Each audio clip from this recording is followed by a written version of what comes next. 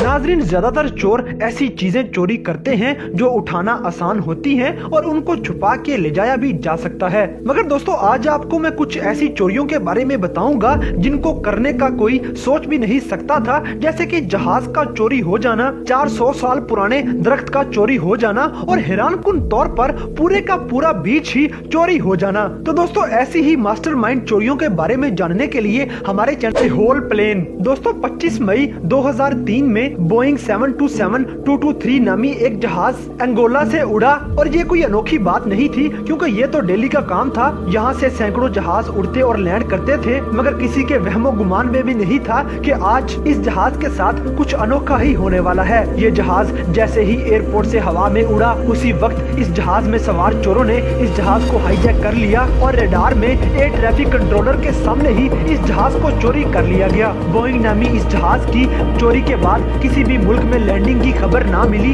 इस जहाज को चोरी करने के बाद चोरों ने बहुत ही स्मार्ट तरीके से इसका नामो निशान ही खत्म कर दिया और अपने पीछे कोई भी ट्रेस ना छोड़ के गए, जिससे पता चल सके कि ये जहाज आखिर ले जाया कहाँ गया है। अंगोला में से ये जहाज उड़ने के बाद दोबारा कभी भी देखा ना गया और शायद चोरों ने इस जहाज को ब्लैक मार्केट में किसी तरह सेल करके लाखों डॉलर्स बड़ी आसानी से कमा लिए।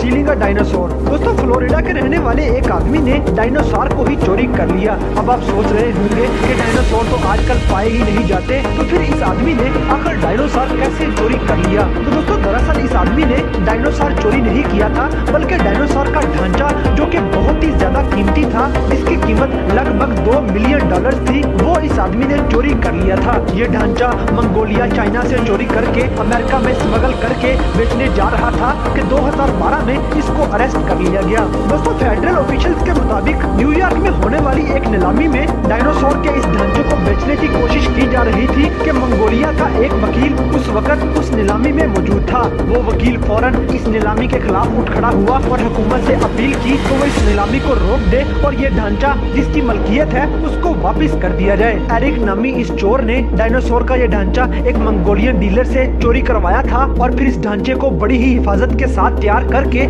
सेल में लगा दिया था। एरिक को मालूम नहीं था कि ये ढांचे किस कदर कीमती है और इनकी कीमत किस कदर ज्यादा हो सकती है। मगर जैसे ही नीलाम घर में मंगोलिया के वकील ने हुकूमत से इस ढांचे की बाहिफाजत वापसी की दरख्वास्त की तो एरिक को एहसास हुआ कि ये ढांचा किस कदर कीमती है और इसका कितना ज्यादा मुआवजा मिल सकता है। तभी इसको अपनी गलती का एहसास हुआ कि इतनी ज्यादा कीमती चीज को वो पब्लिकली बेचकर बहुत बड़ी गलती कर चुका है। मगर तब तक ये पकड़ा जा चुका था और डायनासोर के ढांचे की चोरी की सजा में एरिक को सिर्फ 3 महीने की ही जेल की कैद सुनाई गई और ये ढांचा वापिस मंगोलिया भेज दिया गया। 400 years old tree। दोस्तों, 400 साल पुराना ये दरख्त जिस चाइनीज कपल का चोरी हुआ था, वो चाइनीज कपल पुराने दरख्तों की हिफाजत के मामले में बहुत ही ज्यादा सेंसिटिव था।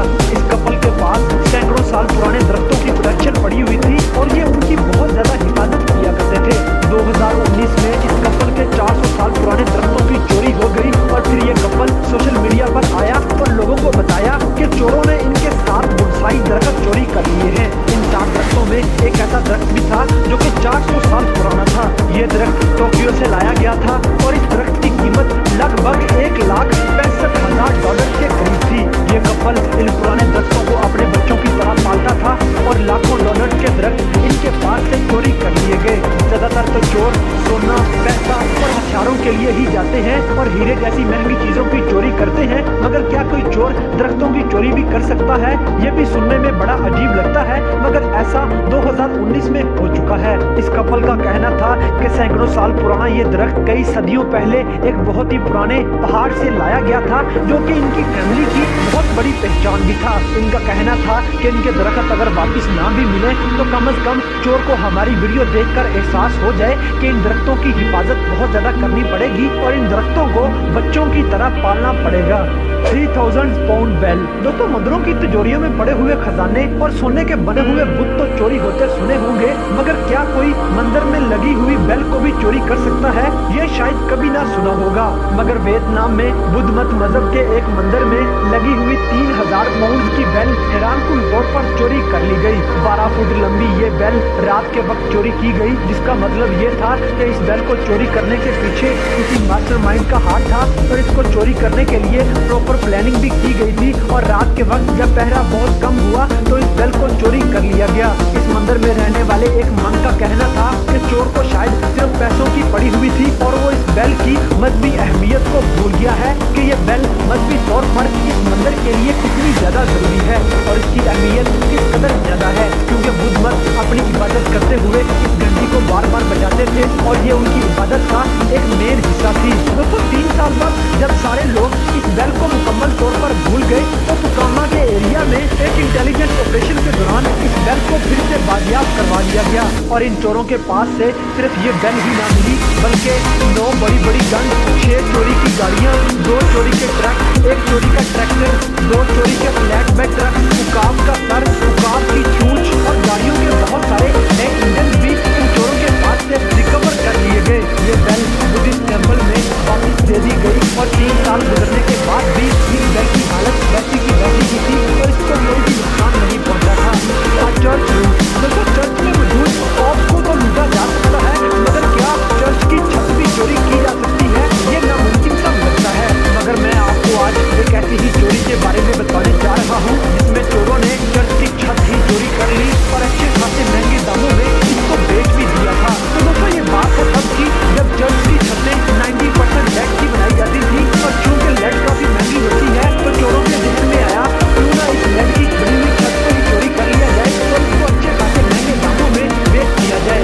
ये चर्च 24 घंटे खुला रहता था और आने जाने की किसी को भी कोई रोकथाम या सिक्योरिटी का कोई भी इंतजाम नहीं था, तो चोर बड़ी आसानी से इस चर्च में दाखिल हुए और लगभग $2,25,000 की बनी हुई छत को चोरी करके वहां से फरार हो गए। चोरों की इस अनोखी चोरी का भी कोई जवाब न था, मगर इस चोरी के बाद दुनिया में मौजूद बाकी तमाम चर्चों ने अपनी छतों में से लेड निकलवा के सील दिलवा दिया ताकि फिर से किसी भी चर्च को नुकसान ना पहुंचाया जाए और उसकी कीमती प्रॉपर्टी को चोरी करने का ख्याल किसी भी चोर के दिमाग में न आ पाए। ये चोरी इंग्लैंड में 2018 में की गई थी और इस चोरी से चोरों ने अच्छा खासा पैसा भी कमाया था।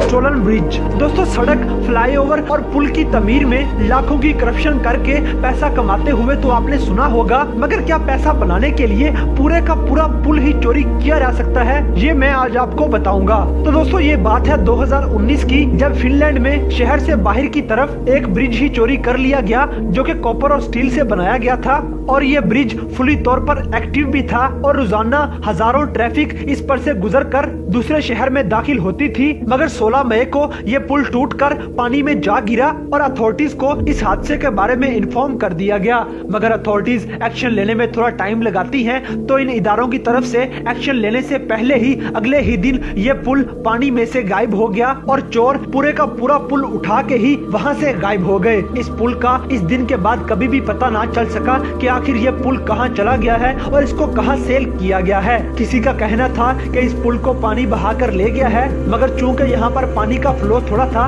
तो इतने बड़े ब्रिज को बहाना इस पानी के लिए पॉसिबल ही नहीं था। इस पुल की कीमत लगभग $9,000 के करीब थी।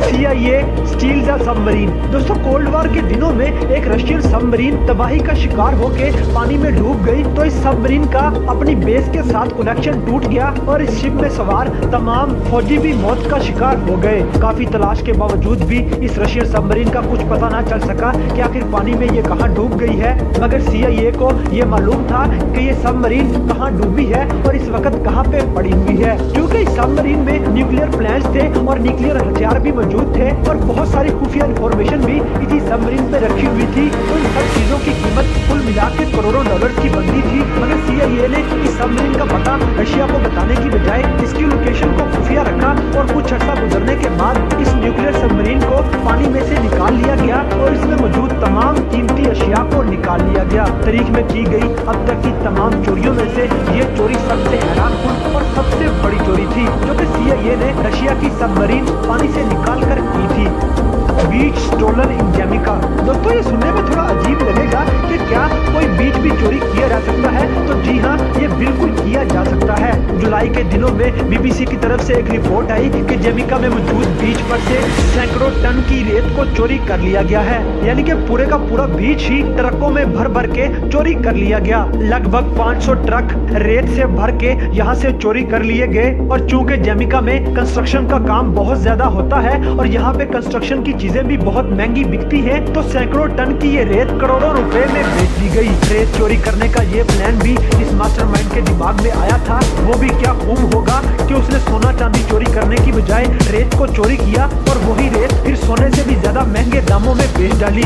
तो दोस्तों ये थी दुनिया में अब तक होने वाली सबसे बड़ी चीजों की कुछ चोरियां, जिनको चोरी करने का कोई सोच भी नहीं सकता और ना ही दोबारा कभी इन चीजों को चोरी किया गया। तो दोस्तों आज की ये वीडियो आपको कैसी लगी, इस बात से हमें कमेंट बॉक्स में आगाह करें और अगर वीडियो पसंद आई है तो लाइक करें, शेयर करें।